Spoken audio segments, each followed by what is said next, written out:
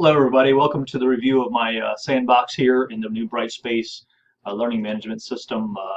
Just wanted to take a minute to introduce myself. My name is Richard Rexroad. I am the instructional director for the business department here at the Terry campus, and this has been a bit of a challenge getting through this course, but I certainly appreciate all the content and the review of the new learning management system and getting the tips and tricks for new online design. So this has been a great course. I wish I could have spent a little more time in the course to get into the weeds a little bit more than I did, but this semester became somewhat of a challenge with some other things going on here at the Terry campus. So I did the best I could, but I really liked getting into the Brightspace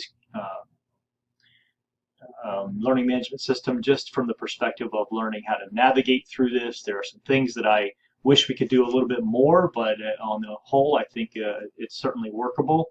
I particularly spent a lot of time working on minimizing the amount of clicks that students would have to go through and intend on really limiting the amount of things in the navigation bar, things that I won't be using, things like discussions. Even though I might use discussions, I don't know that I have a separate link up there. Groups, if I decide to use those, I'll link that somewhere else. I don't know that it requires a link at the top. So there's some things that I would like to change that I don't know that CCIT will let us change, but hopefully we'll have some say in the way this navigation bar works. For the purposes of this particular review, I focused on the contents area, which I always try to set up courses with a two-click process, so that you have one click in content and then two clicks inside the respective week or the respective module that you hope that students will spend their time. For this particular exercise, I did upload some instructor information. So if you click, again, two clicks, you have content. I guess that's three clicks from content, instructor, and then you'll find the instructor information where I outlined my email address, the phone number that the students can get in touch with me, obviously my office location, and then hours. I don't really specify specific hours for this particular in this particular section of the module, but I do have a link to my Google Calendar, which has advisement and office hours established for students to pick. And that way I can eliminate emails back and forth trying to figure out a good time to meet with students. I also have some parameters as far as when emails will be sent or replied to within the 24-hour period as recommended by policy, and then and also some weekend policies built in here.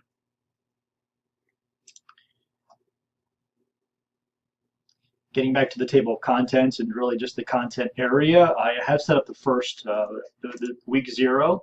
Week zero just has simple things to know about the course. So some policies about late assignments are in here, as well as the course calendar recommendation, and letting students know that they can use that calendar. They can actually subscribe to the calendar inside of Brightspace, which I think is a useful tool. I know for me, I had things set up so that I would get notifications through text message, and maybe I should include some of those things in here in week zero so that students can be better aware of what tools are out there and what useful things they can tie into to make sure they're fully informed about the course.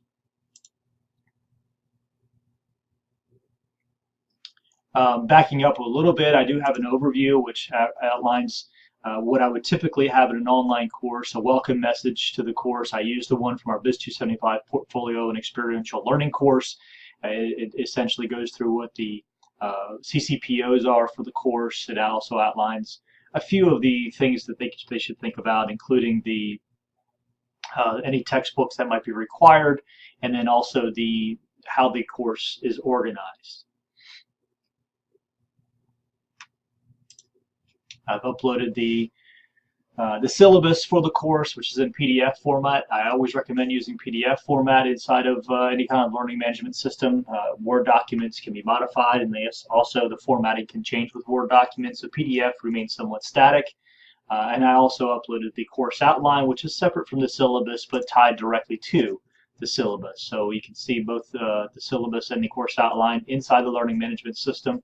And then it outlines things like the grading scale with weighting, some policies again about late assignments, handwritten assignments, and then scrolling on down, you can see the course schedule with that mimics the course outline that you'll see under contents, and kind of gives an overview of what's expected each week.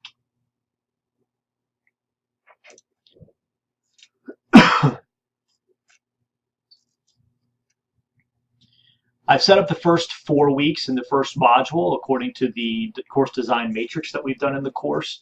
Week 1 it's considered our research portion of the assignment, where students will step out there and actually work through some of the research opportunities for experiential learning, and they'll also actually research some of the options for networking during the semester.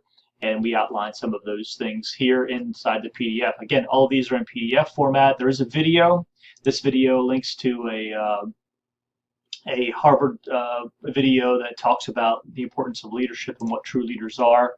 I do that to set the tone for what to expect from the course and what we're hoping to build as leaders and develop as the course goes on. There's some experiential learning instructions there, along with the student portfolio instructions. The rubrics are all obviously there, and then I provide some samples, screenshots for students to become familiar with what's expected inside of an e-portfolio, which they will develop during the course of the portfolio experiential learning BIS 275 course. I also provide some personal statement examples. One of the first assignments that they'll go through is identifying a personal statement and outlining a personal statement to draft and put inside their e-portfolio. I give some samples, obviously, of some recognizable people, at least with recognizable places, and all the way down through Oprah Winfrey and Richard Branson of the Virgin Group. Obviously, influential people in their own industries, and so students can get a feel for what a personal statement looks like. Weeks 2 through 4 are going to be very similar to that, each with a video of some sort. And the second week, we talk about writing resumes and getting into that. This is a cute little video. I always make sure the students know that I understand that how silly this might look, but at the same time, it does deliver some great resume tips, so they can get familiar with what to do when developing their own resume.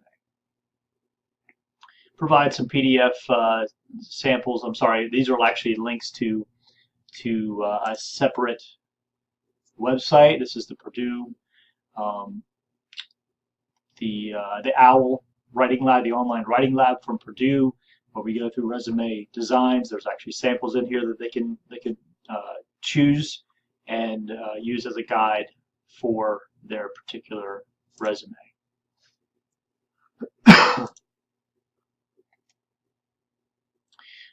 Weeks 3 and 4 are going to be very similar, except for in week 3, you'll see that there are a whole host of attachments in here. These are in Word documents.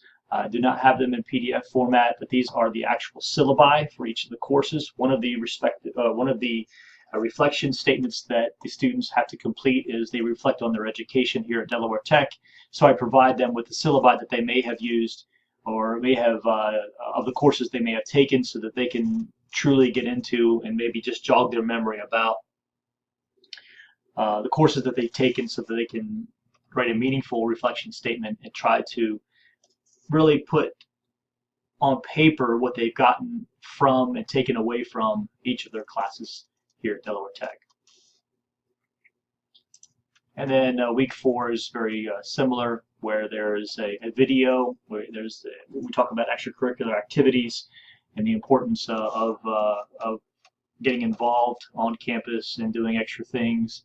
And then there's the instructions for drafting a reflective statement for their student experiences. So that's just the first module, the first 4 weeks of the semester. I have not populated the rest of the weeks here, but you can see that we've started, or I've started at least the remainder of the program, remainder of the course for the students, and will continue to populate as we move along. There is a class list here. Again, these are all tools for students, including the grades. And there would be, had the opportunity, I would put a calendar up here as well for students to access. I probably need to work on maybe putting the calendar module here as well. I think that making this too much longer could be confusing, so I might want to figure out a way to try to group these in a different way. But on the whole, I think we've got a good format to at least begin with as we work through developing this course or any course in the Brightspace format. So thank you for your time and listening. I hope this has represented what I've been working on here in the last few weeks. And please let me know if you have any suggestions to making this better. Thank you.